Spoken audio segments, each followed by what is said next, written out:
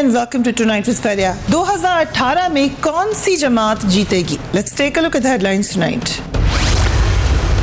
मर्दमशुमारी नताइज के तहत नई हल्का बंदियों पर सियासी जमातों का इत्तेफाक। क्या मुस्लिम लीग नून फिर पंजाब में बाजी ले जाएगी? क्या तहरीक इंसाफ खैबर पख्तूनख्वा में दोबारा हुकूमत बना सकेगी? क्या कराची में मुकाबला पीएसपी और एमक्यूएम के दरमियान होगा? इलेक्शन 2018 में कौन सी जमात कामयाब होगी? पूछेंगे सीनियर तज्जियाकार मजहर अब्बास से, तज्जियाकार साबिर शाकिर से, एंकर पर्सन रहमान अजहर से और तज्जियाकार मारवी सरमद से।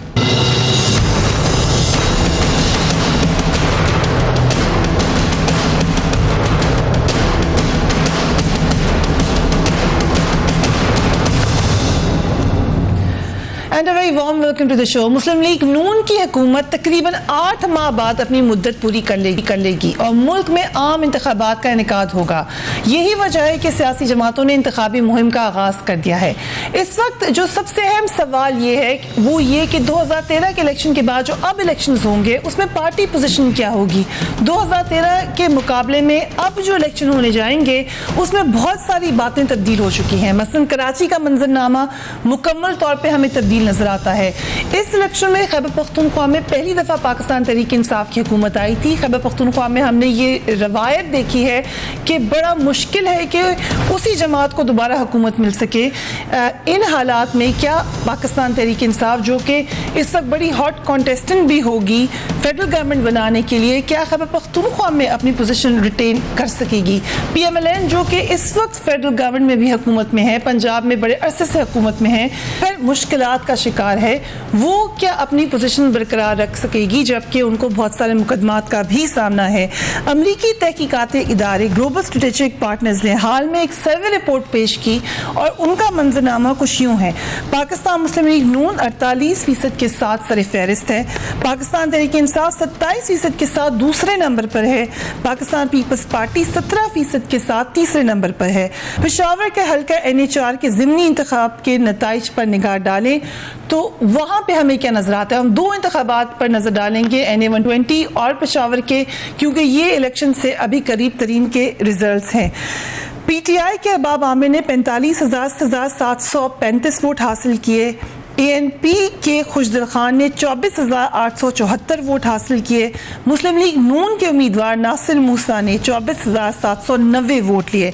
इसी तरह अगर हम लाहौर के हल्का NA-120 में होने वाले ज़िमनी इलेक्शन पर नज़र डालें तो बेगम कुलसूम नवाज ने 61,745 वोट हासिल किए थे, डॉक्टर यास्मीन राशिद ने हासिल किए 47,099 वोट, पीपल्स पार्टी के फैसल मीर ने सिर्फ 1414 वोट हासिल। ये इलेक्शन से काफ़ी अभी वक्त है उसमें, मगर उसके बावजूद इसको हम मोस्ट रीसेंट रिजल्ट कह सकते हैं। मजहर अब्बास साहब, आई स्टार्ट विद यू। इससे पहले कि हम मंजरनामे पर जाएं, इस वक्त तो सवाल यही गूंज रहा है इस्लामाबाद में एटलीस्ट कि इलेक्शन होंगे भी कि नहीं होंगे। सो ये चमगोइयाँ क्यों फिर से शुरू हो गई हैं? 2013 में भी हुई थी, हम फिर ये सुन रहे हैं। देखिए, जब गैर यकीनी सियासी सूरत हाल होती है तो उसमें ज़रूर इस तरह की र्यूमर्स होती हैं और ये गैर यकीनी सियासी सूरत हाल उसी वजह से पैदा हुई है कि ज़ाहिर है सुप्रीम कोर्ट के फैसले के नतीजे में एक सिटिंग प्राइम मिनिस्टर डिस्क्वालीफाई हो गया, सुप्रीम कोर्ट ने उनको एक तरीके से घर भेज दिया, वो नाअहल हो गए, तो एक अनसर्टेनिटी ज़रूर आई है। हालांकि मुस्लिम लीग नून की गवर्नमेंट अपनी जगह मौजूद है, वज़ीर आज़म अपनी जगह मौजूद हैं, smooth functioning of the parliament अपनी जगह है, लेकिन उसके बावजूद एक अनसर्टन सिचुएशन इसलिए है कि नवाज़ शरीफ साहब, ज़ाहिर है अभी उनके नैब के केसेस हैं, वो डिस्क्वालीफाइड हैं, रूलिंग पार्टी के वो सदर बना दिए गए हैं एक अमेंडमेंट के साथ। तो इस सारी सिचुएशन को हमने सामने रखे तो हमें एक गैर यकीनी सूरत हाल नज़र आती है, लेकिन उसके बावजूद मैं ज़ाती तौर पर समझता हूँ कि ये बहुत बड़ी ट्रेजेडी होगी अगर इलेक्शन नहीं होते। ये बहुत, देखिए, कंटिन्यूटी ऑफ डेमोक्रेसी का फ़ायदा क्या हुआ है, यानी 2008 से अब तक कम से कम 4 सियासी जमातें पूरी तरीके से जो है एक इनकम्प्लीट डिसरे नज़र आती है। पाकिस्तान पीपल्स पार्टी, उसको 2013 के इलेक्शंस में जिन नताइज का सामना करना पड़ा, अवामी नेशनल पार्टी, मुत्तहदा कौमी मूवमेंट इन पर्टिकुलर, और नाउ मुस्लिम लीग, पाकिस्तान मुस्लिम लीग, जो सूरत हाल चारों जमातों में है, और ये मेन स्ट्रीम पार्टी थे। इसके अलावा अगर आप दूसरी जमातों को देखें तो जमात इस्लामी हमें बिल्कुल पॉलिटिकल सीन से आउट नज़र आती है, इलेक्टोरल सीन से। जमीयत उलमा इस्लाम हमें बहुत सुकड़ती हुई जमात नज़र आती है उसमें। तो ये सारी जो सूरत हाल है, तो आइंदा इलेक्शंस अगर होता है तो बराह रास्त मुकाबला होगा मुस्लिम लीग का और पाकिस्तान तहरीक इंसाफ का। और पाकिस्तान तहरीक इंसाफ रिलेटिवली अगर बाकी जमातों के मुकाबले में देखें तो हाँ, जहाँ हमें बहुत कम टूट फूट नज़र आती है, अंदरूनी तौर पे, तंजीमी तौर पे बहुत कमज़ोर हैं, लेकिन वहाँ टूट फूट नज़र नहीं आ रही। वहाँ लोग ज़ाहिर है उसको party in government in making देख रहे हैं उस पार्टी को, तो उसके अंदर हमें कम नज़र आती है। तो असल इम्तिहान ये है कि अगर मुस्लिम लीग नून इस क्राइसिस से अपने आप को निकाल लेती है तब तो बड़ा कीनली कॉन्टेस्टेड इलेक्शन होगा। और अगर इलेक्शन नहीं होता किसी वजूहात की बिना पे, तो ये मुस्लिम लीग नून के तौर में तो सियासी तौर पे उनके हक में जाती है ये बात, लेकिन पाकिस्तान तहरीक इंसाफ को इसका बहुत सियासी नुकसान होगा अगर इलेक्शन नहीं होते। ये कितना नुकसानदेह तो होगा, इलेक्शन को टाइम पे होना चाहिए, लेकिन आपको क्या लगता है, आपकी इतलात क्या है कि इलेक्शन डिलेड होंगे या नहीं होंगे? देखिए, डिपेंड करता है कि ये तो हुक्मरान जमात ने फैसला करना है कि उन्होंने हल्का बंदियाँ उन्होंने करवानी है, कंट्रोल उनके पास है, इलेक्शन कमीशन उनका है। अगर तो वो जमा तफरीक करेंगे कि जो कर भी रहे हैं कि उनको फ़ायदा किस चीज़ में है, इलेक्शन इन टाइम, मार्च उनका पहला हदफ है कि मार्च तक हम इसी तरीके से चलें, सेनेट का इलेक्शन हो, और उसके बाद क्या फौरी तौर पे इलेक्शन उनके फ़ायदे में है ये देखेंगे। मेरा ख्याल है कि वो ये समझ रहे हैं कि उस वक्त हम ये एहतसाब अदालतों के जो मुकदमात हैं ये भी मार्च में 6 माह पूरे हो जाएंगे और मार्च तक फैसले आने हैं, इसहाक डार साहब का भी और शरीफ फैमिली का भी। तो उनके ख्याल में ये है कि इलेक्शन आगे थोड़ा सा जाए ताकि हाई कोर्ट्स, सुप्रीम कोर्ट्स, यहाँ पे जाके अपीलें होती हैं, कुछ सज़ाएँ सस्पेंड होनी हैं वो हो जाएं, जो भी रिलीफ लेना है, तो इलेक्शन कम अज़ कम उस वक्त पे तो ना हो, इस दौरान ये पीरियड उनको डिले सूट करता है। इसीलिए आप देखें कि मुस्लिम लीग नवाज ये उसका इख्तियार है कि वो फौरी तौर पे इस पे लेजिस्लेशन करे, उसको एक्टिव हो। अब उन्होंने जाके कमेटी बनाई है स्पीकर ने, और स्पीकर अब पहली मीटिंग अब कॉल करेगा, लेकिन उसमें भी मुझे नहीं लगता कि ये चीज़ हो। और अगली बात, जो अपोजिशन जमातें हैं, ख़ास तौर पे पाकिस्तान तहरीक इंसाफ, वो ये चाहेगी कि जो हल्का बंदियाँ हैं वो मुस्लिम लीग नवाज़ की मौजूदगी में ना हो, क्योंकि मुस्लिम लीग नवाज़ की मौजूदगी में अगर हल्का बंदियाँ होती हैं तो हर पार्टी, सिंध में पीपल्स पार्टी अपनी पसंद के हल्के बनाएगी जो इस बात को समझते हैं, क्योंकि सिर्फ एक यूनियन कौंसिल एक हल्के से निकालने से 8-10 हज़ार की जो पॉकेट्स हैं वोट की वो दूसरे हल्के में चली जाती है। पाकिस्तान तहरीक इंसाफ चाहेगी कि कोई न्यूट्रल गवर्नमेंट हो जिसकी निगरानी में, जिसकी मौजूदगी में ये नई हल्का बंदियाँ हों, वो मुस्लिम लीग नवाज़ की मौजूदगी में ना हो, क्योंकि इनकी मौजूदगी में होंगी सिंध में पीपल्स पार्टी की हुकूमत है, मरकज़ में मुस्लिम लीग नवाज़ की, पंजाब में, और KP के बहुत छोटा सूबा है वहाँ पे PTI की है, वो क्या कर लेंगे। इसलिए ये चीज़ भी काबिल कबूल इनके भी नहीं होगी, अपोजिशन ख़ास तौर पे पाकिस्तान तहरीक इंसाफ कि मुस्लिम लीग नवाज़ की मौजूदगी में नई हल्का बंदियाँ हों। वो भी चाहेंगे कि केयर टेकर सेटअप आए, उसकी नीचे ये सारा करें कि न्यूट्रल सेटअप हो, ताकि हल्का बंदियां भी फिर इलेक्शन डिले होगा आपके ख्याल से? चांसेस मौजूद, सभी कह रहे हैं कि इलेक्शन डिले होगा और कोई ज़्यादा अच्छी खबर नहीं है। मौलाना फजल रहमान ने भी ये कह दिया कि उनको तशवीश है कि शायद इलेक्शन देखेंगे नहीं 2018 के, उनको भी तशवीश हो गई है। So what do you think? देखिए, इसमें तो बहुत सारी तो क्या सराहियाँ हैं, क्योंकि जब खास तौर पर इस तरह का मुल्क में माहौल बना होता है जिस तरह का हम देख रहे हैं पनामा के फैसले के बाद, तो एक गैर यकीनी की सूरत हाल है, और उसी वजह से इसमें से बहुत सारी जो है वो क्या सराहियाँ हैं। पहले हम टेक्नोक्रेट गवर्नमेंट का सुनते रहे, फिर उसके बाद जो है वो अर्ली इलेक्शंस की भी पाकिस्तान तहरीक इंसाफ ने कॉल दे दी, और अब ये तीसरा आ रहा है कि जी कि हो सकता है इलेक्शन हो ही ना। मेरा ख्याल है ये खालिसन कानूनी और आइनी मामला है। एक तो ये बात ध्यान में रखें कि जून 2018 में इन असेंबलियों की मियाद खत्म हो जाएगी, तो मेरा ख्याल है बहुत सारी जो है वो चीजें जो है वो जाएंगी कि निगरान सेटअप जो आता है वो किस तरह से काम करता है, उसमें कौन लोग आते हैं, क्या उन लोगों पर एतमाद होता है या नहीं। अब निगरान वज़ीर आज़म का जो तकर्रुर है वो करना है जो अपोजिशन लीडर और वज़ीर आज़म ने जो है वो मिलके, तो यहाँ पर फिर पाकिस्तान तहरीक इंसाफ को एतराज़ात होंगे। अगर उन एतराज़ात के जिनका साबर शाकिर साहब जिक्र कर रहे हैं कि तहरीक इंसाफ ये एतराज़ात उठा सकती है, तो वो एतराज़ात तो अगला जो निगरान सेटअप आएगा या वो क्योंकि आना है अपोजिशन लीडर और वज़ीर आज़म के एग्रीमेंट से, तो वहाँ पर भी एतराज़ात रहेंगे। I just want to reinforce highlight के ये जो है ना एग्जीक्यूटिव फंक्शन नहीं है हल्का बंदियां करना, ये फंक्शन है इलेक्शन कमीशन ऑफ पाकिस्तान का, जो कि एक इंडिपेंडेंट ऑटोनोमस इदारा है। अच्छा, जिस वक्त ये सस्पिशंस जो है ये बहुत हमें सुनने में आए जिस वक्त नैब ने केसेस करने थे, याद है आपको पिछले साल जब, तो जी नैब जब तक प्राइम मिनिस्टर के अंडर होगा वो नहीं हो सकता, लेकिन अब देखें PMLN की गवर्नमेंट के अंडर हो रहा है। तो मेरा ख्याल है कि जो इदारों का हमारे जहन में क्लियर होना चाहिए कि किस इदारे का क्या रोल है। इससे कोई फर्क नहीं पड़ता कि कौन सी हुकूमत है। इलेक्शन कमीशन ऑफ पाकिस्तान एक इंडिपेंडेंट इदारा है और ये हमें as watchdog media as watch शुरू नहीं कर सकते जब तक उन्हें डाटा नहीं दिया जाएगा। अभी तो यही सेंसस शुमारियात का जो महकमा है वो जब तक डाटा नहीं देगा तो तब तक इलेक्शन कमीशन भी अपना काम शुरू नहीं कर सकता। पॉलिटिकल जमातें इतराज उठा चुकी हैं, जो इनिशियल रिजल्ट्स भी हमने देखे उसके हवाले से। वक्फा लेंगे, उसके बाद इलेक्शंस, दुआ है, उम्मीद है कि हों, वक्त के ऊपर ही हों, लेकिन लेट्स से इलेक्शंस हो रहे हैं तो फिर कौन कौन सी जमात काम पर होगी। After break keep watching tribes.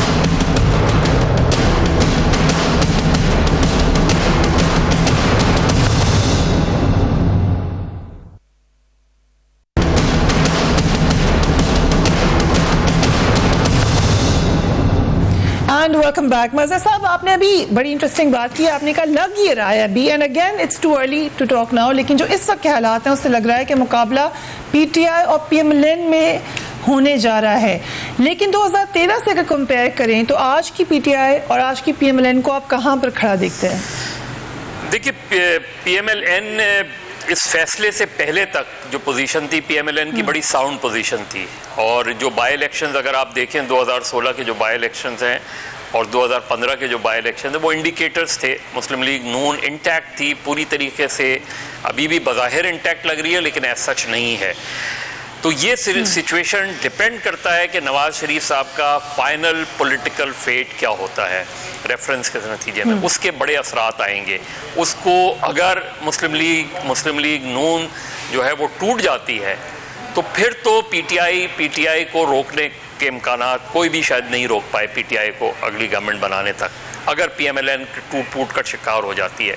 अगर नवाज शरीफ साहब और शरीफ फैमिली इस पॉलिटिकल क्राइसिस से अपने आप को निकाल पाएंगे तो फिर मेरा ख्याल है मुस्लिम लीग नून जो है वो बहुत टफ फाइट देगी पीटीआई को। ख़ास तौर पे पंजाब में उनकी पोजीशन आज भी बुरी नहीं है, इस तमाम तर पॉलिटिकल क्राइसिस के बावजूद पंजाब में मुस्लिम लीग बुरी सूरत हाल में नहीं है। साहब शाकिर साहब, I come to you. Elections late से हो जाते हैं टाइम के ऊपर या थोड़ा बहुत लेट ही होते हैं, तो कौन सी जमातें आपको नजर आ रही हैं जो हुकूमत बनाएंगी? देखिए, इस इलेक्शन में उस वक्त पता चलता है कि सिनेरियो क्या होगा।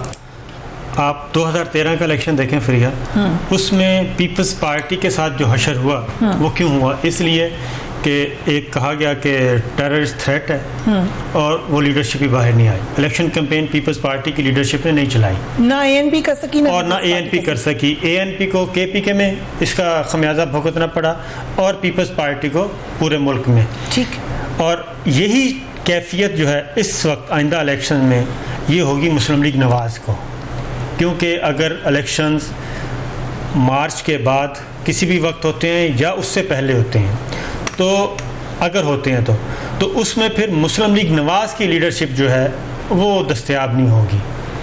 इनके खिलाफ रेफरेंस चल रहे हैं नवाज शरीफ, मरीम नवाज, कैप्टन सफदर, हसन नवाज, हुसैन नवाज, और हुदैबिया का केस अभी पेंडिंग पड़ा है, मॉडल टाउन का केस पेंडिंग पड़ा है।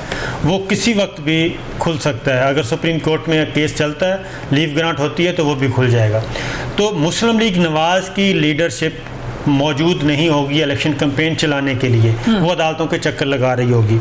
और आपको पता है कि वोट बैंक जो है हमारा पाकिस्तान में, वो है पॉलिटिकल लीडर्स का, वो पार्टीज़ का नहीं है। इमरान खान अगर है तो वोट बैंक है। इमरान खान ज़ख्मी हुए, आखिरी 10 दिन उनकी कैंपेन नहीं चली, तो उसका असर देख लें कि वो जहाँ जहाँ नहीं जा सके वहाँ पे वो रिजल्ट्स नहीं आए। GT रोड उनका कवर नहीं 2013 में। ठीक है। उसके बाद पाकिस्तान पीपल्स पार्टी अगर नहीं होगी, बिलावल भुट्टो नहीं होगा, आसिफा नहीं होगी इलेक्शन कैंपेन में, तो 2013 में हमने देखा कि पीपल्स पार्टी का वोटर बाहर नहीं आया, वो कहीं और चला गया। यही चीज़ मौलाना फजलुर रहमान साहब के साथ होगी, यही असफंद यार वली खान, और एग्जैक्ट यही चीज़ होगी अल्ताफ़ हुसैन साहब जो MQM के, उसका क्या सिचुएशन बनती है अगर MQM के ये रीअसेंबल्ड होते हैं, कोई और जमात बनती है, उर्दू स्पीकिंग फिर आती है इकट्ठी, तो फिर जाहिर है उनका वोट बैंक इंटैक्ट रहेगा और वो अपनी सीटें हासिल कर सकेंगे। 2013 में सबसे ज़्यादा डैमेजिंग होगी वो शरीफ खानदान है, हुक्मरान जमात है। लेकिन 2013 में तो कम से कम 2 जमातें तो कैंपेन करी थी, अब सिर्फ PTI कैंपेन करी। नहीं, पीपल्स पार्टी भी करेगी, पीपल्स पार्टी मौजूद होगी, बिलावल भुट्टो होंगे, आसफा होंगे, वो मौजूद होंगे। ANP वापस आ जाएगी। आपने देखा ना NA4 का इलेक्शन जो है, NA4 में 47,000 ANP ने लिया, ठीक है ना। वहां पे आप अलायंस देख रहे हैं कि वहां पे अलायंस बन सकता है, नून लीग के साथ भी हो सकता है, JUI के साथ भी हो सकता है, किसी और जमात के साथ भी हो सकता है, वहां पे बन रहा है। पंजाब में भी यही चीज़, सीट एडजस्टमेंट होगी बाकी जमातों के साथ भी, लेकिन जो सबसे ज़्यादा मुश्किल का शिकार होंगी आइंदा इलेक्शन कैंपेन में वो होगी PMLN, और इसकी क़यादत क्योंकि दस्तयाब नहीं होगी, अदालतों के चक्कर लगा रहे होंगे, तो वो सबसे ज़्यादा डैमेजिंग। ठीक, व्हाट डू यू थिंक? एक ये भी थ्योरी है कि शायद पीपल्स पार्टी और PTI की मिलकर हुकूमत बन जाए नेक्स्ट टाइम, अगर इलेक्शन टाइम पे होते हैं तो कौन आपको कुछ भी होता है। एक तो यह है कि एक बात होता है कि हंग पार्लियामेंट होगी, क्योंकि वो जो एक तस्वुर था ना चारों सूबों की जंजीर बेनज़ीर टाइप का, वो अब कोई कौमी पार्टी एक बनकर मेरा ख्याल है कि नहीं उभरेगी, कोई एक पार्टी। पंजाब चूँकि सबसे बड़ा सूबा है आबादी के लिहाज से, इसमें सीटें इसकी बहुत ज़्यादा है, 50-60% तो इस वक्त है।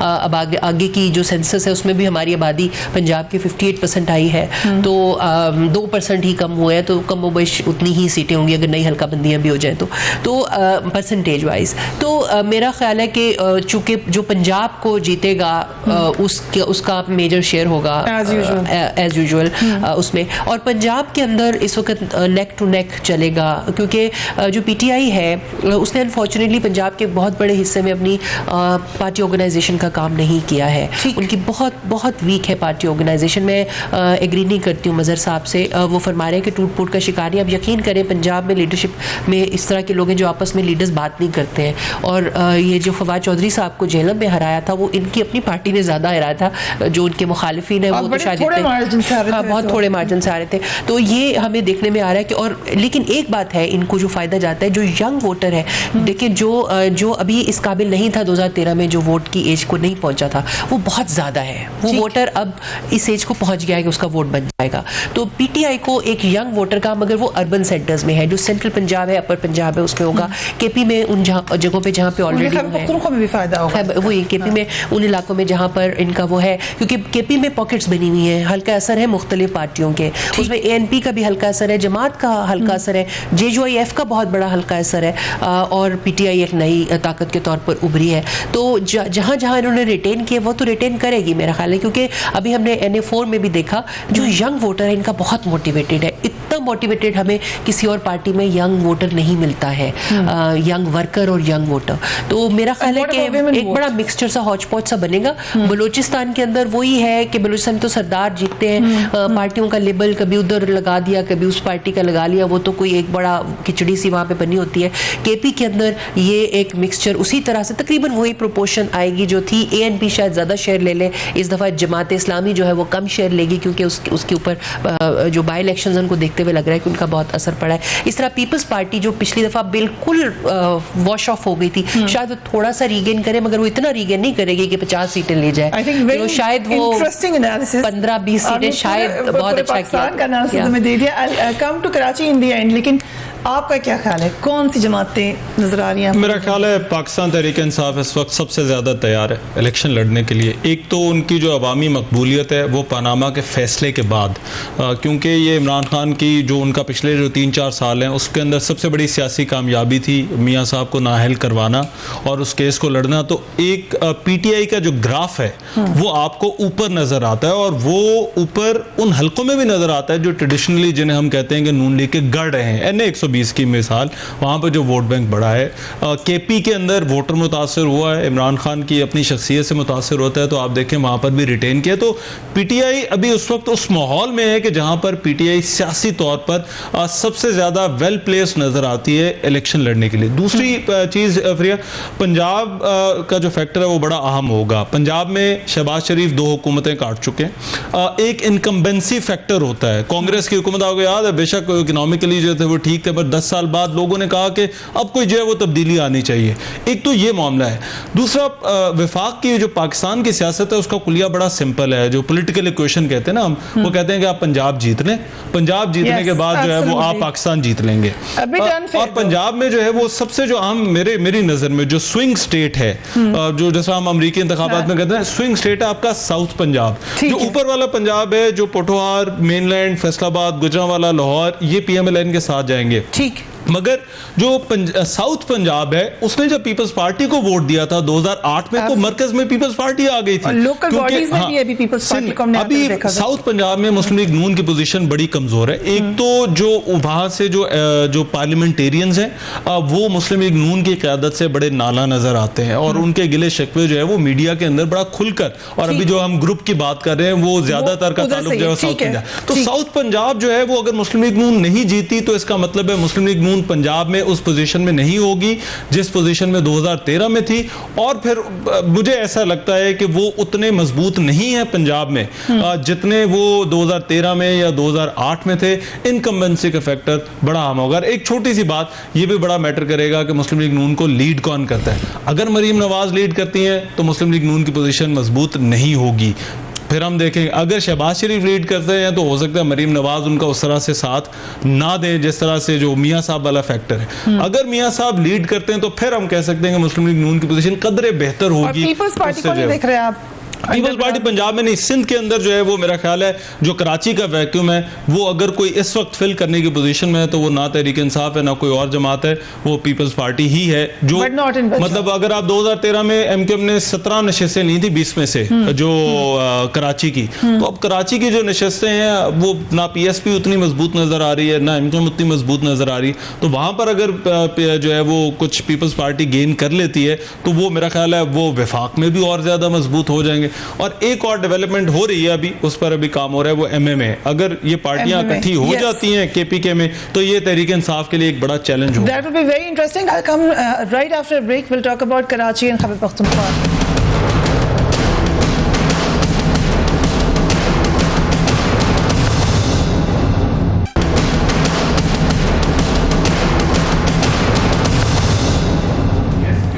And welcome back. इलेक्शंस होंगे तो क्या होने जा रहा है? साबिर शाकिर साहब, एक बहुत इंटरेस्टिंग होता था कराची का इलेक्शन हमेशा। बहुत सबसे ज़्यादा अगर आप देखें रेशो वाइज पढ़े लिखे लोग भी वहाँ पर मौजूद हैं, वहाँ की और सियासत बिल्कुल ही अलग है पाकिस्तान की सियासत से। इस दफ़ा माइनस अल्ताफ़ हुसैन, MQM के अलग मसाइल, PSP नज़र आ रही है मगर उतनी मजबूत नज़र नहीं आ रही। पीपल्स पार्टी अभी रहमान का ख्याल है कि वो वहाँ पर शायद वोट्स ले जाए, होगा क्या? मेरा ख्याल है कि इस दफ़ा भी इंटरेस्टिंग होंगे।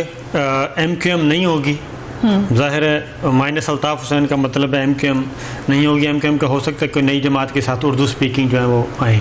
So you think Urdu speaking vote अभी भी ज़रूरी है वहाँ? उर्दू स्पीकिंग वोट बहुत ज़रूरी है, इसमें कोई शक नहीं है। और मैं ज़ाती तौर पे समझता हूँ कि उस वोट बैंक को इंटैक्ट रहना चाहिए, क्योंकि अदरवाइज़ फिर वो जो सिंधी और उर्दू का जो झगड़ा है वो फिर आगे फैलेगा अगर उनकी फ्रस्ट्रेशन बढ़ी। तो मेरा अपना ख्याल है कि PSP, MQM यानी कि इस वक्त जो MQM है फारूक सत्तार एंड कंपनी, ये सारे किसी नई जमात के साथ आएंगे।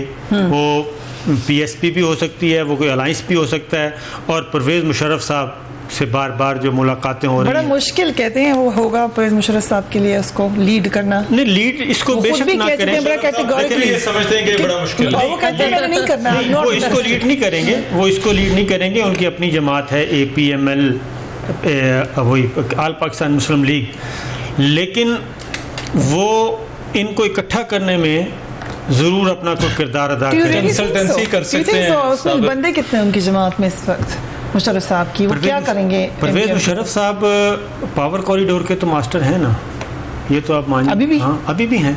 ओके, पावर कॉरिडोर के तो मास्टर हैं। सो यू आर सेइंग कि पावर कॉरिडोर से कोई उनकी मदद करेगा? मदद कुछ होगी, वो खुद कह चुके हैं कि अब तक उनकी जो मदद की है वो पावर कॉरिडोर ने की है। लेकिन वो ये भी कह चुके हैं कि MQM में इंटरेस्टेड नहीं हूं। नहीं, MQM में इंटरेस्टेड नहीं, हाँ। लेकिन और MQM भी कह चुकी है हम परवेज मुशर्रफ नहीं, वो interested नहीं। कहने को तो जो मर्जी कहें, लेकिन ये है कि उर्दू स्पीकिंग वोट ख़ास तौर पे ये एक ही पॉकेट में रहेगा, एक ही बास्केट में रहेगा, और उनको आप रूल आउट नहीं कर सकते। सिंध में एक फंक्शनल लीग और कुछ जो बड़े हैं जो इलेक्टेबल लोग हैं वो एक अलाइंस बनाते नज़र आ रहे हैं अगेन। और अगर पिछला इलेक्शन देखें ना 2013 का, तो पीपल्स पार्टी सिर्फ 9 सीटों से जीती थी, हुकूमत बनाई है उसने सिंध हुकूमत, आई थिंक। तो 9 सीटों का मतलब होता है 5 सीटें आपने इधर करनी है, 5 सीटें अगर और हो जाएं तो वो बैलेंस ख़राब हो जाएगा। So you think तो- कि सिंध में हुकूमत नहीं बनाएगी पीपल्स पार्टी? You think? मुझे खतरा लग रहा है, खतरा लग रहा है। खतरा Okay, है, very क्योंकि interesting, MQM Urdu speaking, Pakistan Tehreek Insaf, फिर फंक्शनल, फिर आपने देखा होगा अरबाब रहीम दोबारा मैदान में आए हैं। ठीक है। तो मुझे जो लग रहा है कि ये वो जाम सादिक वाला वो दौर ले आए कि माइनस पीपल्स पार्टी गवर्नमेंट बन गई थी, फिर आप अरबाब रहीम वाला दौर ले आए, माइनस पीपल्स पार्टी सिंध में हुकूमत बन गई थी। अगर ये सारे एलिमेंट्स अब भी इकट्ठे हो जाते हैं, मैनेज कर लेते हैं, तो पीपल्स पार्टी सिंध में भी मुश्किलात का शिकार हो सकती है। Okay, right. कराची का हमने खास तौर पर जिक्र किया था, सिंध का भी सब शाह साहब ने उसके ऊपर एक इवैल्यूएशन दे दी। मावी साहब, what do you think, specially क्योंकि आप MQM को काफ़ी, I think you know MQM very well, ये कराची में क्या बहुत ज़रूरी है कि एथनिसिटी पे वोट हो? हमने देखा नेशनल पार्टी जो दूसरी है उनका तो 250 से भी ज़्यादा वोट नहीं बनता, लेकिन कराची पढ़ा लिखा शहर भी है, वहाँ क्यों ज़रूरी है? अच्छा, उसमें इसलिए कि कराची में जो रूरल अर्बन डिवाइड है और उसमें जगह अगर आप डिस्ट्रीब्यूशन ऑफ रिसोर्सेज देखें, और कराची एक न्यूक्लियस है हमारे मुल्क का, इकोनॉमिक हब है, और उसको उस इकोनॉमिक वेल्थ जनरेशन में बहुत बड़ा हाथ मुहाजिरों का है। वो एक प्रोफेशनल भी, सर्विस इंडस्ट्री में भी, और जो वैसे भी हैं। तो मेरा ख्याल है कि, और दूसरी ये है कि उनकी इतनी बड़ी तादाद हो चुकी है कि अब वो, यानी कराची सिर्फ अकेला शहर नहीं है, आगे हैदराबाद और उसके गिरदो नवा में भी बहुत से मुहाजिर जो हैं वो बसे हुए हैं और उनका अच्छा खासा वोट बैंक है। अब ये नहीं हो सकता, देखिए आपको ट्रेडिशनली ये करना पड़ता है कि आपका चीफ मिनिस्टर जो है वो सिंधी होता है और आपको गवर्नर जो है वो बैलेंस करने के लिए मुहाजिर लेकर आना पड़ता है, उर्दू स्पीकिंग लाना पड़ता है। तो मेरा ख्याल है कि वो एक रियलिटी है, और उनको, जैसे जाबिर साहब ने कहा कि अगर उसको हम उनकी कौमियत को मानने से इनकार करेंगे तो वो फिर लावा जो है वो नीचे उबलता रहता है और वो बहुत ही खतरनाक तरीके से वो होता है। तो मेरा ख्याल है कि वो उसका कोई हर्ज नहीं है उसमें। अगर एथनिसिटी के लोग काफ़ी बेसिस पे यहाँ पर करते हैं, लोग सेक्टेरियन बेसिस के ऊपर भी वो करते हैं। तो इसमें अगर अलबत्ता कराची के अंदर एक बात ये हुई है जो रिसेंटली हुई है, वो ये है कि जो इनका एक वोट बैंक था वो MQM था, और जो MQM से नाराज़ होता था उसके लिए दूसरी ऑप्शन बचती थी जमात इस्लामी, जो महाजिर थे। अब ये हुआ कि अब महाजिरों के पास बहुत सारी, इनका जो है ना स्प्लिट कर दिया गया, इनका जमात जो है उसका डाउन गया है ज़रा। अब PTI के अंदर भी 2013 में सेकंड ऑप्शन was PTI। हाँ, लेकिन PTI ने अनफॉर्चुनेटली कराची में बहुत बूस्ट किया है, उन्होंने काम ही नहीं किया, तो बिल्कुल तवज्जो नहीं थी उनकी। और उनके अंदर इंटरनिसीन वॉर्स, जो अंदर फैक्शनल वॉर्स हैं वो बहुत ज़्यादा है। लीडर्स एक दूसरे से बात नहीं करते, एक दूसरे की लेग पुलिंग करते हैं, मीडिया के साथ बैठ के उसके खिलाफ बात की। तो मेरा ख्याल है कि बहुत ज़्यादा प्रॉब्लम्स हैं जो कि खान साहब को देखनी चाहिए, क्योंकि वो एक ऐसी स्पेस है जो पीटीआई बहुत आराम से उस वैक्यूम को वो ले सकती थी अगर वो काम करती। अच्छा, अब ये हुआ ये है कि ये जो चूँकि फैक्शंस बन गए, मेरा नहीं ख्याल कि इन फैक्शंस को इकट्ठा करना मुमकिन है। अलबत्ता कोशिशें तो हो रही, मैं बिल्कुल आपकी बात से एग्री करती हूँ, कोशिशें हो रही हैं। परवेज़ मुशर्रफ साहब जो है वो कोशिशें करें, उधर से उससे मिल रहे हैं, लेकिन देखें Farooq Sattar is an experienced hand. कभी भी फारूक सत्तार मुस्तफ़ा कमाल के नीचे काम करना नहीं चाहेंगे, उसके एट पार काम करना नहीं चाहेंगे। यही वजह थी, बेसिक वजह ये बनी कि मुस्तफ़ा कमाल आपके जो फारूक सत्तार है, he agreed to actually break off from Altaf Hussain and work, but he could not PSP में शामिल नहीं होना चाहते थे, बिकॉज पीएसपी की आपने लीडरशिप उनको दे दी। पीएसपी की लीडरशिप के लिए बाय दफे हमारे जो आमिर लियाकत, उन्होंने भी कोशिश की थी, जब उनको भी नहीं मिली तो फिर उन्होंने ये दोबारा मीडिया में आ गए। लेकिन ये बहुत ही इंटरेस्टिंग होगा कि ये ऊंट किस करवट बैठता है, इसको देखना बहुत इंटरेस्टिंग होगा, बिकॉज मुशर्रफ साहब का नाम एक ऐसा, आप इसको अगर ज्वाइन करना चाहेंगे ना इन्फेक्शंस को, आपको एक नाम बड़ा चाहिए जो इन सब से बड़ा हो, एंड मुशर्रफ साहब वो प्रोवाइड कर सकते हैं, लेकिन Musharraf is not a good label to go to street. Right, so you need a good. साहब भी बैठे ना उनके साथ। हाँ, इशरत अब्बास भी एक्चुअली उन्होंने भी, चूंकि उनको एक अल्ताफ के खिलाफ और वो करके, तो बहुत सारे हलकों में इशरत अब्बास साहब की भी हल्का पॉलिटिक्स में उतनी वो नहीं, इसमें मज़हर अब्बास साहब ज़्यादा बेहतर इसको एक्सप्लेन कर पाएंगे, क्योंकि हमें कराची में चूंकि हम नहीं रहते तो। लेकिन मेरा ख्याल है कि जो एक स्ट्रीट के अंदर हिमायत है वो इशरत अब्बास भी ये है। ड्राइंग रूम जो महाजर एलीट है वो शायद इनको वो करें, लेकिन मेरा ख्याल है कि वो जो एक स्ट्रीट के ऊपर आम मुहाजिर वोटर है वो शायद इनके साथ अभी रिलेट नहीं कर पाए। राइट, एंड वी नो कि जो आम मुहाजिर वोटर है उनका पॉइंट ऑफ व्यू बड़ा सीधा है। और रहमान साहब, आपने कहा पीपल्स पार्टी आपको लगता है कि वो वैक्यूम लेगी 2013 से, अगर आप कंपैरिजन कर लें, बगैर किसी कोशिश के, उस वक्त भी पीटीआई की लीडरशिप उतनी ही बिखरी हुई थी जितनी आज है, उसके बावजूद बड़ा वोट लिया और फिर रिटेन नहीं कर सके उसको। अब कौन सी ताकत नजर आ रही है? मेरा ख्याल है अपनी उस बात पर कायम हूँ कि पीपल्स पार्टी इस वक्त सबसे ज़्यादा मजबूत नज़र आती है। अगर हम देखें इस जमात को, या अभी आगे जिस तरह से, एक तो उसका मैं थोड़ी ज़्यादा गुजारिश कर दूँ, पीपल्स पार्टी हिस्टोरिकली वहाँ पर मौजूद रही है। पीपल्स पार्टी का एक वोट बैंक है जो कि कराची के अंदर जो है वो पॉकेट्स में सही मगर कहीं ना कहीं मौजूद है। दूसरा, अब अगर अभी बल्दियाती इंतखाबात का अगर आप वोट बैंक उठा के देखें तो पीपल्स पार्टी की जो परफॉर्मेंस है वो 2013 के मुकाबले में, जब 20 में से 17 नशस्तें एमक्यूएम ने ली, उसके मुकाबले में पीपल्स पार्टी जो है वो बेहतर नजर आती है। फिर आप तीसरी चीज पे आ जाए कि पीपल्स पार्टी के जो अगेंस्ट जो कंटेंडर्स हो सकते हैं इस वोट बैंक के, वो कौन लोग हो सकते हैं। अब उसमें जो फंक्शनल लीग है वो सिर्फ इंटीरियर तक महदूद है। वो पहले यूनाइटेड मुस्लिम लीग के लिए कोशिश करते रहे, वो भी जो है वो कोई बात बनती हुई नजर नहीं आ रही। दूसरा, एमक्यूएम जो है, एमक्यूएम बहुत मजबूत पोजीशन में थी 2013 में, मगर एमक्यूएम उन जमातों में से है कि जिनकी 20-22 सीटें होती हैं और अगर उनकी 3 या 4 सीटें भी कम हो जाएं तो वो उनकी सियासत पर वो बहुत बड़ा डेंट पड़ता है, बहुत बड़ा फर्क पड़ता है। अभी हम देख रहे हैं जो पीएसपी के अंदर जो है वो लोग गए हैं, उससे एमक्यूएम को बहुत बड़ा धचका पहुंचा है। तो ये वो पीपल्स पार्टी या पीएमएलएन जैसी जमात नहीं कि 2-3 लोग कहीं चले भी गए तो कोई फर्क नहीं पड़ता। राइट, जब आपके हो ही 15-16 तो फिर उसके बाद अगर उसमें से भी 2-3 माइनस हो जाए तो आपकी पोजीशन पे बड़ा फर्क पड़ता है। को फायदा होगा। तो पीएसपी अगर कुछ नशिस्तें ले जाती है, अगर ये इत्तेहाद नहीं होता जिस तरह से, जिसका मुझे कोई इम्कान नजर नहीं आ रहा, क्योंकि अगर ये होना होता तो सबसे शायद वो बेहतरीन वक्त था जो कि पिछले साल में जब अल्ताफ हुसैन आउट हुए तो उस वक्त जो है वो कोई उनकी जगह लेता।